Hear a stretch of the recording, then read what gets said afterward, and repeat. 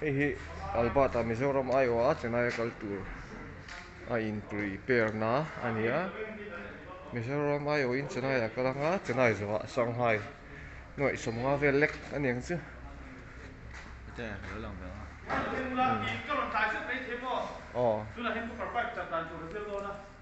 sa ne sanga ania rambai bai ta che hemi hi chu Mizoram Iowa culture ni lo ania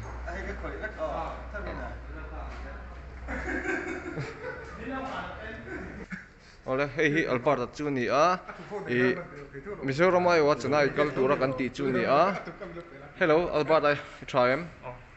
en tige in chuklak theyang December ni som hian kal chuan tuma leng ang kal na tu flight do na mi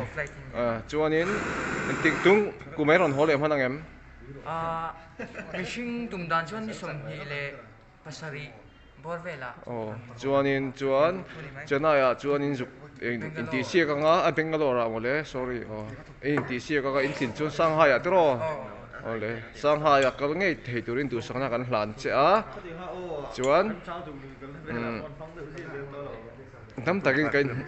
thei top kan lo chu pi che ka tong trai na lampanga te chuan I thil siam te pawh kan enanga nakina tro a bulami hi chu hne sa nga nia ole chuanin lo I enting e thil tuna chenai kal thei dan hi enge om zia le mi han hrilte Mizoram a khanin competition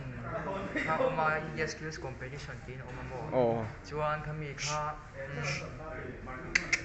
tang khan pathian zara pakhat na ka nia chuan Mizoram ayo in Patna Bihar kan le a chuan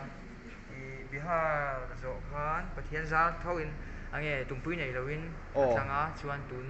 hun hi fan lo mom ve tro ale lama chuan I taim bak na ra le I thiam wang thim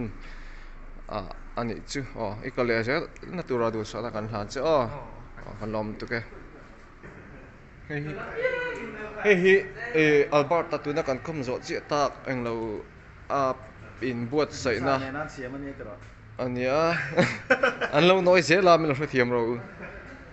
hi anin ti sia ka mi tur te hi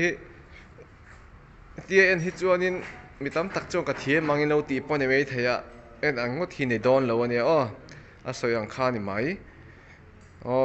du to kang chuanin ka channel hi ala noi via fa inge video editing lampanga te computer atangin engma hi ka tingai lo phone atangin ka ti thina chuan inge min lo subscribe min lo like min lo share sak turin la min lo en sak to na zong zong ate lom thu ka ron se peace ani ule